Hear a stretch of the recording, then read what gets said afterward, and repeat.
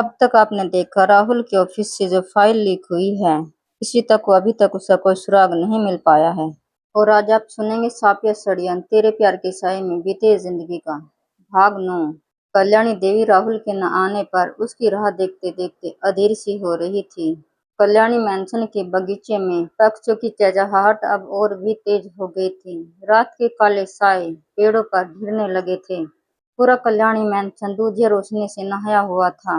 एक आधी अधूरी पूजा की माला थाली में रखी थी, जिसे कल्याणी देवी शायद कुछ देर पहले भगवान के लिए बना रही थी, लेकिन अब वह वैसी की वैसी पड़ी थी। हालांकि आसपास का वातावरण अभी भी फूलों की हल्की सुगंध से महक रहा था।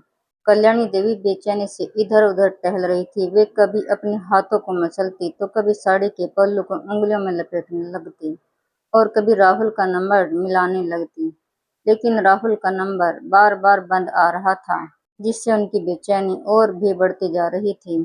जैसे जैसे समय बीत रहा था, उनके मन में बुरे बुरे ख्याल घर करने लगे थे। पक्षियों की चहचहाहट भी अब उनके लिए शोर बन चुकी थी।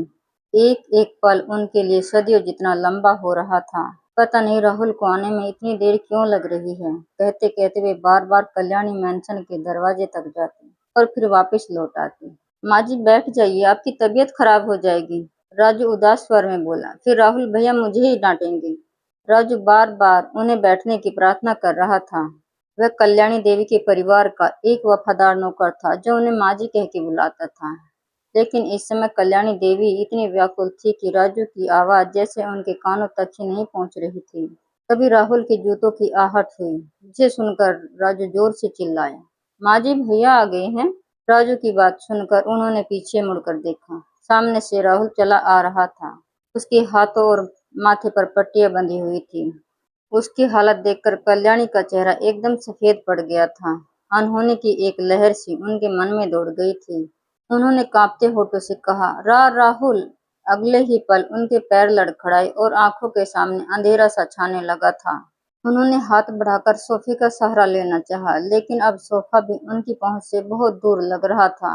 उन्हें लड़खड़ाता देख माँ संभल के, कहते हुए राहुल उनकी ओर बिजली की गति से दौड़ा। गिरने से पहले ही उसने उन्हें अपनी मजबूत बाहों में थाम लिया था, फिर अपनी माँ को गोद में उठाकर सोफे पर बैठा दिया। कल्याणी के दिल पर इस घटना का इतना तेज प्रभाव था कि वे अचेत सी हो गई थी। उन्हें बेहोश होता देख राहुल लगभग चिल्लाते हुए बोला, राजू जल्दी से डॉक्टर का नंबर डायल करो। राजू ने तुरंत नंबर मिलाकर राहुल की ओर बढ़ा दिया था। फोन की घंटी बज रही थी। कुछ पलों बाद कॉल रिसीव हुई। जी सर कहिए। फोन शायद कल्पना मल्होत्रा की असिस्टेंट ने उठाया था। डॉक्टर कल्पना मल्होत्रा कहाँ है? एक इमरजेंसी है, अभी की अभी मेरी उनसे बात कराइए। सर अभी वे एक पेशेंट के साथ में बिजी हैं। कल्पना मल्होत्रा की असिस्टेंट ने अपने बालों की लटों को उंगलियों पर लपेटते बेफिक्री से जवाब दिया। उसकी आवाज सुनकर राहुल का धैर्य जवाब देने लगा था। उसकी आवाज में डर और बेचैनी के साथ एक अजीब सी कठोरता उतर आई थी। जितना कह रहा हूँ उतना करो। उनसे जाकर कहो राहुल रॉय का फोन है, वह दांत पीसते हुए बोला। उसके शब्द अब तलवार की धार से भी तेज हो चुके थे। क्या? कल्याणी ग्रुप ऑफ कंपनीज का मालिक राहुल रॉय? असिस्टेंट के मुंह से अचानक ही निकल पड़ा था। हाँ। राहुल की एक हाँ सुनते ही असिस्टेंट के चेहरे की रंगत उड़ गई थी। क्या ये वही राहुल रॉय है जो मीडिया तक को अपनी तस्वीरें नहीं खींचने देता? कुछ पलों के लिए वह निशब्द सी हो गई थी। हेलो। दूसरे ही पल उसके कानों में राहुल की आवाज धमाके के साथ गूंजी। ये सुनकर उसके हाथ से फोन लगभग फिसलते फिसलते बचा था। जी जी सर, मैं अभी डॉक्टर मैम से आपकी बात करा रही हूँ, कहते हुए डॉक्टर कल्पना मल्होत्रा की असिस्टेंट लगभग दौड़ पड़ी थी। उसके कदमों के दौड़ने की आहट राहुल को फोन पर साफ सुनाई दे रही थी। कुछ पलों बाद डॉक्टर कल्पना मल्होत्रा ने फोन उठाया। हेलो डॉक्टर, माँ की तबीयत बहुत खराब है, आप तुरंत आ जाइए। राहुल की आवाज में डर और बेचैनी साफ छलक रही थी, जिसे डॉक्टर कल्पना मल्होत्रा भी अच्छी तरह से महसूस कर पा रही थी। राहुल की बात सुनकर वे तुरंत मान गई और कल्याणी मैंशन के लिए निकल पड़ी। राहुल ने फोन काटकर एक तरफ रख दिया। फिर उसने कल्याणी के चेहरे को अपनी हथेलियों में थाम लिया। उन्हें बेहोश होता देख उसके चेहरे पर घबराहट की एक लहर सी दौड़ गई थी। माँ आंखें खोलिए ना, वह अपने गले की टाई को ढीला करते बड़ी मुश्किल से बोल पाया। ऐसा लग रहा था मानो उसका दम घुट रहा हो। एक पल के लिए पूरे हॉल में सन्नाटा गहरा गया था। कल्याणी की बंद पलकें अब राहुल को और भी भयभीत कर रही थी। कुछ ही समय बाद डॉक्टर मल्होत्रा कल्याणी मैंसन पहुंच गए थे। उन्हें देखते ही राहुल अपनी जगह से खड़ा हो गया था। डॉक्टर देखिए ना, माँ को क्या हो गया? उसने रूंधे गले से कहा। डॉक्टर साहिबा ने बीपी की मशीन निकाली। कल्याणी देवी का बीपी चेक किया और फिर उनकी आंखों की पुतलियां चेक करते हुए बोली, बीपी थोड़ा बढ़ा हुआ है। उन्होंने कल्याणी देवी को एक इंजेक्शन दिया। वे कुछ पल रुकी और बोली, मैंने अच्छे से चेक कर लिया है, घबराने की तो कोई बात नहीं है। इन्हें देखकर लग रहा है कि इनके दिमाग पर किसी बात का बहुत गहरा प्रभाव पड़ा है। अचानक लगे झटके से शायद इनका दिमाग स्लीप मोड में चला गया है। मैंने इन्हें इंजेक्शन दे दिया है, कुछ ही देर में ये ठीक हो जाएंगे। डॉक्टर मल्होत्रा ने बीपी मशीन को बैग में डालते हुए कहा। डॉक्टर, लगता है माँ मेरी पट्टियों को देखकर बहुत ज्यादा डर गई थी। हाँ, यह भी हो सकता है, डॉक्टर मल्होत्रा ने राहुल की बात का समर्थन करते हुए कहा। फिलहाल आप इनका ध्यान रखिए। जी डॉक्टर, कहते हुए राहुल ने राजू को उन्हें दरवाजे तक छोड़ने के लिए कहा और खुद कल्याणी के सिर को अपनी गोद में रख लिया था। डॉक्टर के कहने के बाद भी राहुल के मन को चैन नहीं मिल रहा था। उसका मन अभी भी बहुत बेचैन हो रहा था। माँ, आंखें खोलो, राहुल ने लड़खड़ाते स्वर में कहा। देखो, मैं ठीक हूँ। वह कभी उनके हथेलियों की मालिश करता तो कभी उनके चेहरे को थपथपाने लगता। कल्याणी को इस हालत में देखकर उसकी हिम्मत जवाब दे रही थी। हॉल की खिड़की से आती ताजी हवा के झोंके भी उसे अब लू की तरह महसूस हो रहे थे। वातावरण ठंडा होने के बावजूद भी राहुल के माथे पर पसीने की बूंदें चमक रही थी। माँ, मैं तुम्हारे बिना नहीं जी सकता, वह धीरे से फुसफुसाया और अपना चेहरा कल्याणी के चेहरे से हल्का सा सटा दिया। शायद जो काम राहुल के शब्द नहीं कर पाए थे, वह उसके उस हल्के से स्पर्श ने कर दिया था। कल्याणी ने हल्के से पलकें झपकाई। उसे होश में आता देख राहुल के चेहरे पर सुकून की एक लहर सी दौड़ गई थी। माँ, आप ठीक है? वह रूंधे गले से फुसफुसाते हुए बोला। उसकी आवाज सुनकर कल्याणी ने अपना सिर धीरे से हाँ में हिला दिया। कमजोर होने के कारण वे ठीक से बोल नहीं पा रही थी। बेटा, ये क्या हो गया? तुम्हें इतनी सारी चोट कैसे लग गई? उन्होंने राहुल के चेहरे को अपने कांपते हाथों से सहलाते हुए कहा। कल्याणी का चेहरा उदास था और उनकी आंखों में आंसू तैर रहे थे। वे बड़ी मुश्किल से बोल पाई थी।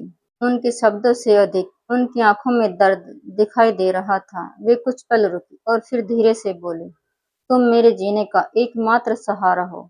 माँ, यह बहुत हल्की खरोंच है, राहुल ने उनकी ओर मुस्कुराते हुए कहा और फिर उनके हाथ को सहलाने लगा था। हल्की? तुम इसे हल्की कह रहे हो? इस बार कल्याणी के स्वर में चिंता के साथ नाराजगी भी उभर आई थी। इस बार उन्होंने राहुल के हाथ का सहारा लेकर बैठते हुए कहा, तुम्हारे माथे और हाथ पर पट्टियां बंधी है और तुम इन्हें हल्की खरोंच कह रहे हो? कहते हुए उन्होंने राहुल की पट्टियों की ओर देखा। तुम्हारा हाथ इतनी बुरी तरह से घायल हो गया है, कुछ पता भी है तुम्हें इस हालत में देखकर मेरे दिल पर क्या बीत रही है? उनके दिल का दर्द अब शिकायत बनकर बाहर आने लगा था। माँ, ऐसी बात नहीं है, मैं सच कह रहा हूँ। यह बहुत हल्की सी खरोंच है जो एक दो दिन में खुद ही ठीक हो जाएगी। मुझे तुम्हारी एक नहीं सुननी, वे अपनी नम आंखों के किनारे पहुंचते हुए बोली।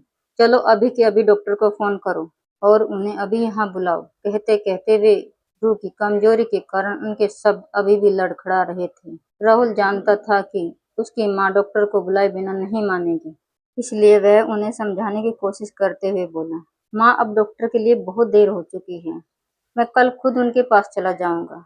कोई देर नहीं हुई राहुल, कल्याणी ने जिद करते हुए कहा। माँ, तुम भी उस जंगली बिल्ली की तरह जिद्दी हो गई हो, राहुल धीरे से फुसफुसाते हुए बोला। उसकी फुसफुसाहट कल्याणी के कानों तक भी पहुंच गई थी। उन्होंने राहुल के चेहरे को बड़े ध्यान से देखा, जिस पर हल्की सी मुस्कान उभर आई थी। ये जंगली बिल्ली कौन है? उन्होंने आश्चर्य से पूछा। माँ, कोई नहीं, राहुल बुरी तरह से झेप गया था। उसका चेहरा एकदम सकपका सा गया था, लेकिन उसकी माँ कल्याणी की नजरों से कुछ भी छुपाना मुश्किल था। राहुल ने अपनी नजरें ऐसे झुका ली जैसे उसकी चोरी पकड़ी गई हो। हाल के लैंप की सुनहरी रोशनी राहुल के चेहरे के सारे राज खोल रही थी। कल्याणी ने उसकी आंखों में झांका, जहां खुशी के साथ हल्की सी शर्म भी तैर रही थी।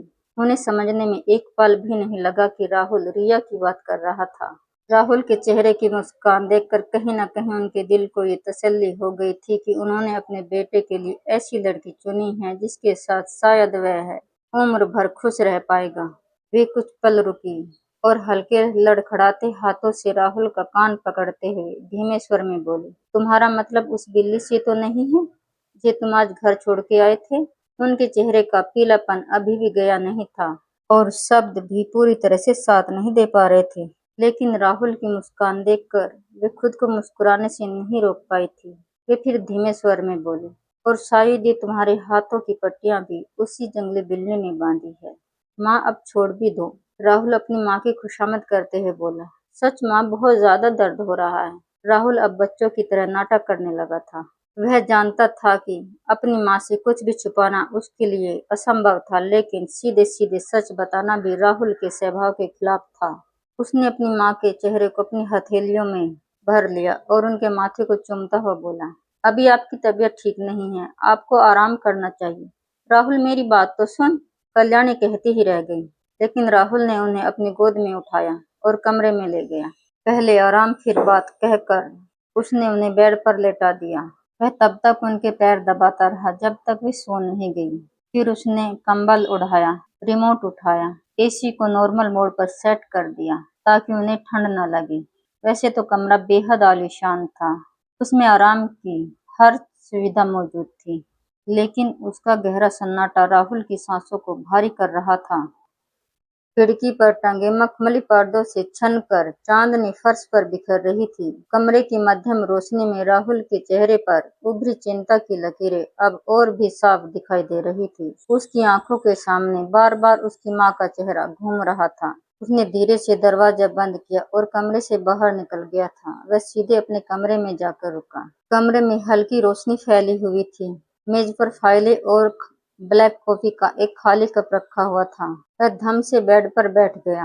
कुछ पलों तक यूं ही बैठा रहा, फिर एक झटके से उठा। उसने अपना ब्लेजर उतारा और बाकी कपड़े भी उतार कर बेड पर रख दिए। वह अलमारी के पास गया, तौलिया निकाला और शावर लेने बाथरूम की ओर बढ़ गया। वह घंटों तक शावर के नीचे खड़ा रहा। कल्याणी की बेहोशी का दृश्य उसके मन पर इस कदर छप गया था कि शावर की ठंडी बूंदें भी उसके मन को शांत नहीं कर पा रही थी। वह लगभग 1 घंटे के बाद बाथरूम से बाहर आया। उसके बालों से पानी की बूंदें अभी भी टपक रही थी। तभी किसी ने दरवाजे पर हल्का सा नॉक किया। कौन है? राहुल की भारी आवाज कमरे की खामोशी को चीरती हुई गूंज उठी थी। बाहर खड़े राजू ने धीरे से कहा, राहुल भैया हम हैं। राहुल ने जल्दी से बेड पे रखा अपना बाथरोब पहना और कमरे से बाहर निकल गया। जैसे ही वह कमरे से बाहर निकला, सामने राजू अपने हाथों में खाने की ट्रे थामे खड़ा था। उसके चेहरे पर राहुल के लिए चिंता साफ दिखाई दे रही थी। भैया खाना लाया हूँ, उसने धीमे स्वर में कहा। मुझे भूख नहीं है, खाना वापस ले जाओ। राहुल की आवाज में उदासी के साथ हल्की सी कठोरता भी उभर आई थी। उसे समझ नहीं आ रहा था कि वह खुद पर गुस्सा है या हालात पर। राहुल की बात सुनकर राजू 1 इंच भी नहीं हिला। वह वहीं सिर झुकाए खड़ा रहा। मैंने क्या कहा? तुम्हें सुनाई नहीं दिया?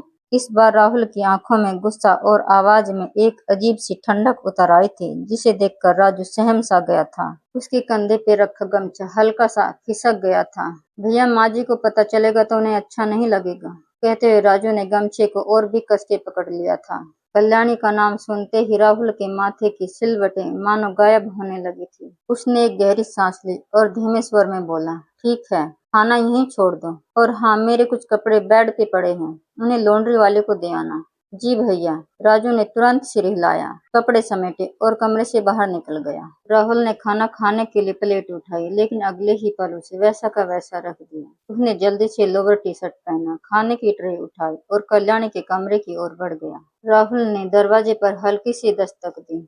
उसके आने की आहट सुनकर कल्याणी उठकर बैठने लगी थी। माँ, आप जाग गए? राहुल ने मुस्कुराते हुए पूछा और खाने की ट्रॉली को अंदर खींच लिया। हाँ, क्योंकि जब तक तुम्हें देखूं ना मन कहाँ लगता है। माँ मैं जानता हूँ, कहते हुए वह उनके पास गया और उनके हाथों को सहलाते हुए बोला, ठीक है, अब बताओ आपको कैसा लग रहा है? खाने की ट्रॉली देखते ही कल्याणी ने राहुल की आंखों में झांकते हुए पूछा, राहुल तुमने अभी तक खाना नहीं खाया? उन्होंने बेड के सिरहाने का सहारा लेकर बैठते हुए कहा, माँ आपने भी तो नहीं खाया, कहते हुए राहुल का चेहरा थोड़ा उदास हो गया। फिर वह अपनी उदासी को छिपाते हुए बोला, माँ मैं आपके बिना कैसे खा सकता हूँ। यह कहते हुए राहुल हल्का सा मुस्कुरा दिया। उसकी वह मुस्कान कल्याणी के लिए ताजी हवा के झोंके से कम नहीं थी। उसने न केवल उनके मन को बल्कि कमरे के माहौल को भी हल्का कर दिया था।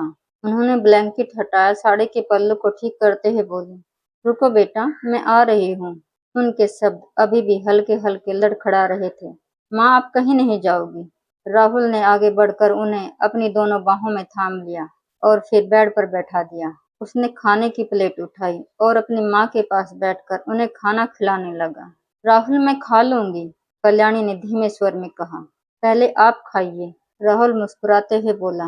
माँ बेटे की अभी यह प्यारी सी तकरार चल ही रही थी कि तभी बाहर से आवाज आई, माँ जी भैया अंदर है क्या।